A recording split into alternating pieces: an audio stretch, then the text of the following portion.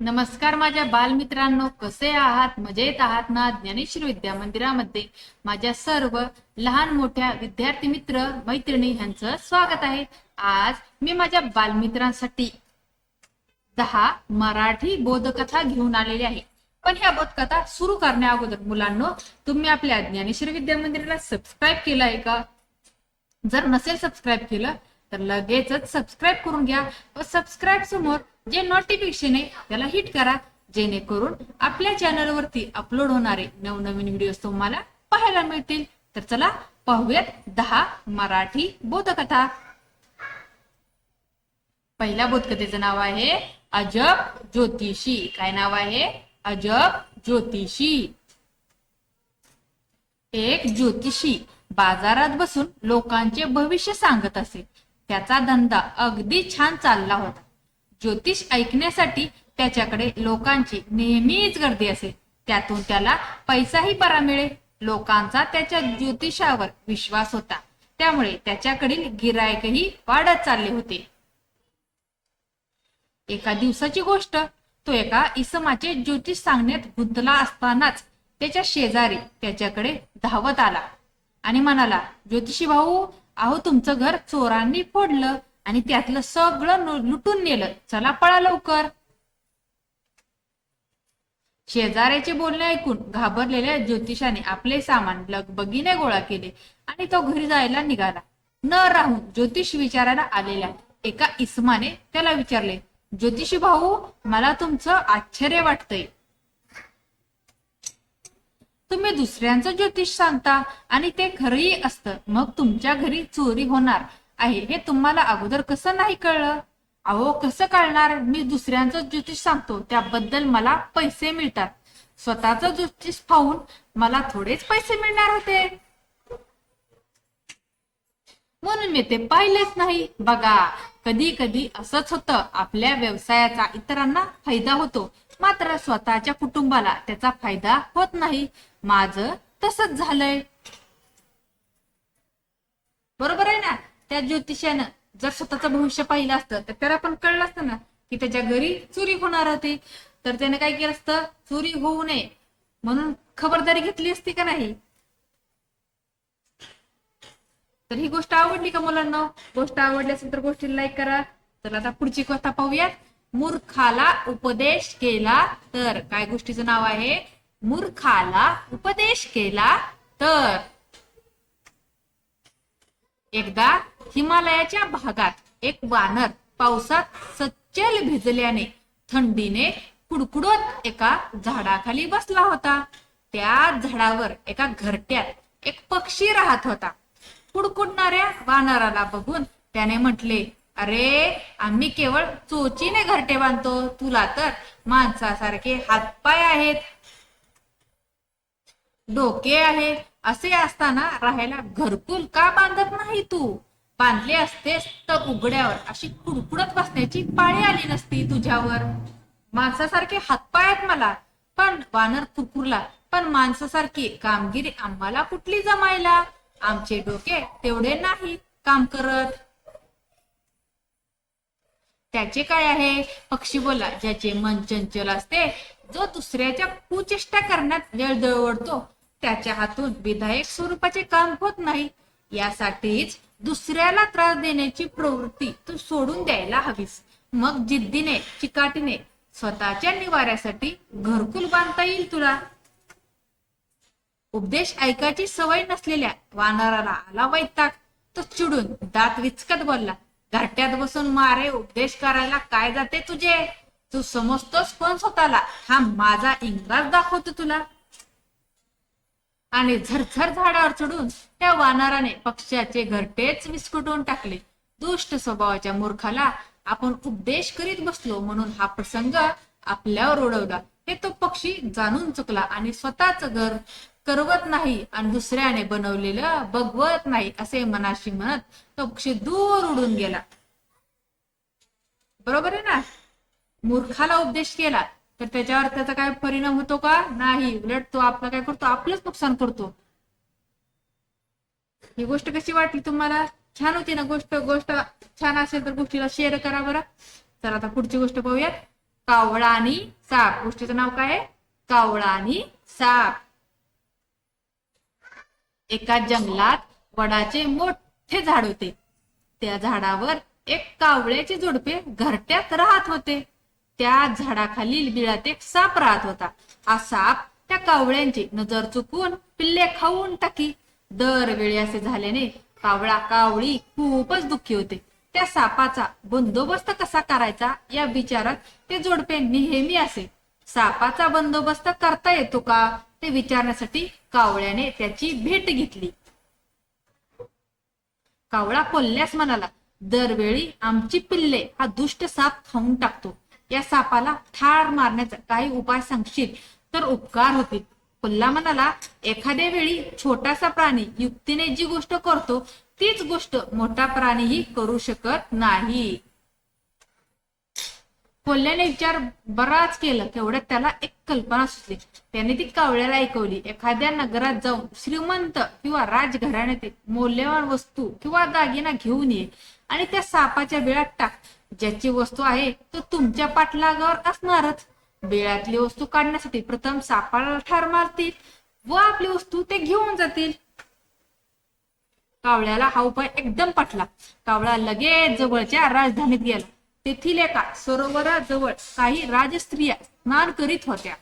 स्नानासाठी त्या स्त्रियांनी अंगावरचे दागिने काठावरच काढून ठेवले होते. कावळ्याने एक मौल्यवान हार उचलला आणि उडत जाऊ लागला. त्याच्या मागून राजाचे शिपाई धावत होते. कावळ्याने तो हार बरोबर त्या सापाच्या बिळात टाकला. ते बघून शिपाई बिळ उकरू लागले. तेव्हा तो साप बाहेर आला. त्याबरोबर त्या शिपायांनी त्याला भाल्याने ठार मारले आणि तो हार घेऊन ते निघून गेले. त्यानंतर कावळ्याच्या जोडप्याची चिंता दूर झाल्याने ते खुश होते. तात्पर्य, काही प्रसंगी शूरांच्या शक्तीपेक्षा शूद्राची युक्तीच श्रेष्ठ ठरते. मुलांनो, कशी वाटली गोष्ट? आवडली ना? लाईक करा हा. चला पाहूयात पुढची गोष्ट. त्या गोष्टीचं नाव आहे एकजूट साधती कार्यभाग. काय गोष्टीचं नाव आहे? एकजूट साधती कार्यभाग. पहा, एका जंगलात तमाल वृक्षावर एका चिमणीचे घरटे होते. त्यात ते चिमणीची अंडी होती. एके दिवशी एक मदोन्मत्त हत्ती नेमका तमाल वृक्षाच्या सावलीत बसायला आला. पण त्याने सोंडेने तमाल वृक्षाच्या ज्या फांदीवर चिमणीचे घरटे होते तीच फांदी ओढून घरटे खाली पाडले. त्यामुळे चिमणीची अंडी फुटली. चिमणी या प्रसंगामुळे जोर जोरात रडू लागली. तिचा एक मित्र सुतार पक्षी जवळच राहत होता. चिमणीच्या रडण्याने तो धावत आला. सुतार पक्षी तिची समजूत काढू लागला. गेलेली अंडी परत येणार का? तेव्हा डोळे पुस आणि पुन्हा उद्योगाला लाग. तेव्हा चिमणी उत्तरते, हे सगळं खरं, पण या मदोन्मत्त हत्तीला ठार करण्याचा उपाय सांग, कारण याने माझी अंडी फोडली. सुतार विचार करून सांगतो, माझी विनाखा नावाची एक माशी मैत्रीण आहे. तिची मदत घेऊ आपण. नंतर विनाखा माशीला सुतार पक्षाकडून हकीकत कळल्यावर ती सांगते, माझा मेघनाद नावाचा एक बिडूक मित्र आहे. त्याचा आपल्याला खूप उपयोग होईल. नंतर सर्वजण मेघनादाकडे जातात. चिमणीची कहाणी ऐकल्यावर तो हत्तीला ठार करण्याची युक्ती सांगतो. हत्ती दुपारच्या वेळी जेव्हा झोपला असेल तेव्हा त्याच्या कानाशी बसून गोड आवाज माशीने गुणगुण करायची. मग त्या आवाजाने हत्ती पण बेसवाद राहील. त्यानंतर सुतार पक्षी त्याचे डोळे फोडून त्याला आंधळा करील. नंतर त्याला तहान लागल्यावर पाण्यासाठी तडफडू लागेल. मी बाजूच्या खड्ड्याजवळ बसून डराव डराव ओरडलो की हत्तीला वाटेल की इथे पाणी आहे. मग खड्ड्याच्या दिशेने चालत आला की खड्ड्यातच पडणार. मग जीवन कसला राहणार? मेघनाथ बेडकाची कल्पना सगळ्यांना आवडते. त्याचप्रमाणे हत्तीला खड्ड्यात पाडले होते. थोड्या दिवसांनी हत्ती मरण पावतो. तात्पर्य, एकजुटीने कार्य केल्यास शत्रू कितीही बलाढ्य असला तरी त्यावर मात करता येते. मुलांनो, त्या कथा आवडतात का? आवडत असतील तर कथांना लाईक आणि शेअर जरूर करा बरं का. चला पुढची कथा पाहूया. पेन्सिल एक जीवन. कथेचं नाव काय? पेन्सिल एक जीवन. आजी, तू काय लिहितेस? माझ्यासाठी गोष्ट लिहितेस? पिंटूने विचारलं. हो, तुझ्यासाठीच लिहिते, पण माझ्या लिहिण्यापेक्षा मी ज्या पेन्सिलने लिहिते ना, ती पेन्सिलच फार महत्वाची आहे. आजी म्हणाली. काहीतरीच काय, नेहमी सारखीच तर आहे. त्यात विशेष काय आहे? पिंटू म्हणाला. अरे, ही पेन्सिल ना आयुष्यात कसं वागावं, कसं जगावं ते शिकवते. आजी, ही पेन्सिल काय शिकवणार? पिंटून विचारले. हे बघ, पहिली गोष्ट, पेन्सिल लिहिते, पण तिला लिहित करणारा हात हा वेगळाच असतो. माणसाचंही तसंच आहे. नुसत्या माणसांचंच का, इतर सर्व प्राणी व सर्व सृष्टी यांचा करता करविता हा दुसराच कोणी असतो. त्यालाच आपण परमेश्वर म्हणतो.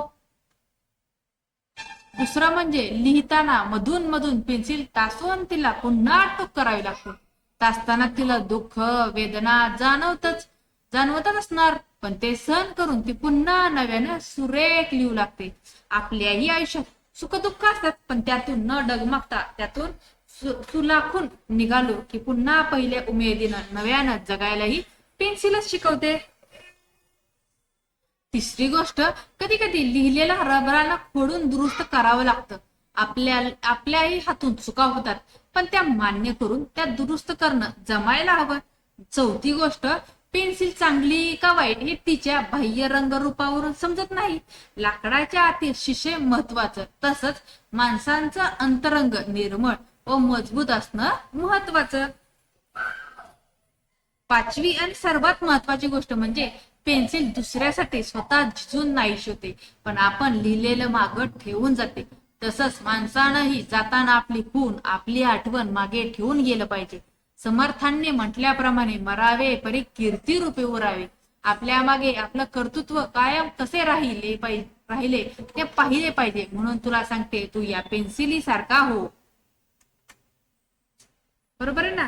आजी ना पेन्सिलचं महत्व आपल्या आयुष्याचे कसं पेन्सिल सारखं माणसाने कसं जगावं हे कसं छान सांगितलं का ना कथेत.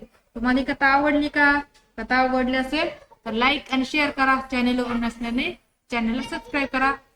चला, व्हिडिओ स्किप न करता पुढची कथा पाहूयात. गुरुपदेश. काय नाव आहे? गुरुपदेश. एका गुरुकडे एक शिष्य रोज यायचा आणि म्हणायचा, मला गुरुपदेश द्या. त्यावेळी गुरु म्हणायचा, उद्या ये. तो उद्या आला की म्हणायचा, उद्या ये. असे 10 दिवस झालं. शिष्य म्हणाला, द्या ना गुरुपदेश. त्यावेळी ते म्हणाले, एकटा ये रे, किती जणांना बरोबर आणतोस. तेव्हा तो चपापला, कारण कोणीच नसायचे बरोबर. दुसऱ्या दिवशी तेच, तिसऱ्या दिवशी तेच. शेवटी त्याने धाडस करून विचारले, महाराज, मी तर एकटाच येतो, किती जणांना बरोबर आणतोस असे का म्हणता? ते म्हणाले, अरे, मनामध्ये काय आहे? काम आहे, क्रोध आहे, लोभ आहे, मोह आहे, मद आहे, मस्तर आहे, दंभ आहे. समर्थांनी तर प्रपंचाला 6वा रिपू मांडला आहे. आता काय करायचे? ज्या प्रपंचाला आम्ही कवटाळून बसतो तो 6वा रिपू म्हणतात समर्थ. मग त्याला कळले की अरे, हे सगळे काढले पाहिजे चित्तातून, त्यावेळी गुरुपदेश मिळेल. चला, पुढची कथा पाहूयात. देव कसा दिसतो. काय कथेचं नाव आहे? देव कसा दिसतो. लहानगा माधव प्राथमिक शाळेत शिकत होता. एके दिवशी शाळेत वर्ग शिक्षिकेने मुलांना ध्रुव बाळाची गोष्ट सांगितली. ध्रुव बाळाला रानात देव भेटला हे त्याला उमगले. माधवने बाईंना विचारले, ध्रुव किती मोठा होता? बाई उत्तरल्या, तुमच्या वयाचा होता. माधवचे विचारचक्र सुरू झाले. मला देव दिसेल का? पण रान कसे असते? शाळेतील एका मोठ्या मुलाने सांगितले, रानात खूप मोठी झाडे असतात. दुसऱ्या मुलाकडून समजले, गावाजवळ एक मोठा पार्क आहे, तिथे खूप झाड आहेत. माधवने गृहीत धरले, तेथे नक्कीच देव भेटेल. एका रविवारी मित्राबरोबर पार्क मध्ये सहलीला जात असे. घरी सांगितले. आईने एका पिशवीत लाडू व सरबताची बाटली दिली. माधव एकटा चालत चालत गावाबाहेरील पार्क मध्ये पोहोचला. चालून थकल्यामुळे एका झाडाखाली बसला. भूक लागल्यामुळे लाडू खाण्याकरिता पिशवी उघडू लागला. तितक्या समोरच्या झाडाखाली त्याला एक वृद्ध गृहस्थ दिसला. खूप भुकेला वाटत होता. माधवने एक लाडू त्याला नेऊन दिला. वृद्धाने लाडू घेतला व माधवकडे बघून स्मित हास्य केले. माधवला हे हास्य खूप सुंदर दिसले. हे हास्य परत बघण्याची त्याला इच्छा झाली. त्याने वृद्धाला सरबत नेऊन दिले. यावेळी वृद्ध अधिकच सुंदर हसला. संध्याकाळ होईपर्यंत माधव वृद्धाला लाडू सरबत देत होता. वृद्धाच्या चेहऱ्यावर हास्य अधिकच खुलत होते. अंधार पडू लागल्यामुळे माधव घरी जाण्यास निघाला. वृद्धाने त्याला प्रेमाने पोटशी घेतले. माधव खूपच आनंदित झाला. घरी पोचतात आणि त्याची आनंदी मुद्रा बघून विचारले, सहल छान झाली वाटते. माधव उत्तरला की आज देवाबरोबर फराळ केला. किती छान हसतो तो. असे हास्य मी आजवर कधीच बघितले नव्हते. पार्क मधील वृद्ध देखील आनंदात घरी गेला. मुलाने विचारले, बाबा तुम्ही आज एवढे आनंदी कसे? बरोबर आहे ना. त्या मुलाने वृद्ध आजोबांनाच काय समजला, देव समजला आणि आजोबांना त्या मुलामध्ये देव दिसले. चला पुढची कथा पाहूयात. रानटी व गावठी हंस. काय नाव आहे? रानटी व गावठी हंस. एका कुंपणात काही हंस पाळले होते. त्यापैकी 2 हंस एके दिवशी कुंपणाच्या फटीतून बाहेर पडले व जवळच एक ओढा होता. त्यातून पोहत पोहत एका दलदलीच्या जागी जाऊन पोहोचले. तेथे त्यांना चांगले खाद्य मिळू लागले म्हणून तेथे त्यांनी कायम राहायचे ठरवले. जवळच्या रानटी हंसाचा एक कळप वरचे वर तेथे येऊन बसत असे. त्या कळपातील हंसांना या गावठी हंसाशी मैत्री करण्यास पाहिल्याने संकोच वाटला. पण कालांतराने त्यांचा इतका परिचय झाला की ते त्यांच्याशी अगदी मोकळेपणाने वागू लागले. एके दिवशी त्या हंसाचे आवाज ऐकून एक कोल्हा लपत छपत तेथे आला व तो त्यांच्यावर झडप घालणार. तोच त्याची चाहूल ऐकून सगळे रानटी हंस ओरडत आकाशात उडून गेले. ते दोघे गावठी हंस मात्र तेथेच राहिले. गावात असताना त्यांचा मालक त्यांचे रक्षण करीत असे. त्यामुळे त्यांना उडण्याची किंवा स्वतःचे रक्षण करण्याची सवय नव्हती. त्यामुळे ते दोघेही त्या कोल्ह्याच्या भक्ष्यस्थानी पडले. तात्पर्य, जेथे आपले रक्षण करण्यास आपण समर्थ नाही तेथे जाऊन राहणे मूर्खपणा होय. चला पुढची कथा पाहूया. पावसाचा थेंब. काय कथेचं नाव आहे? पावसाचा थेंब.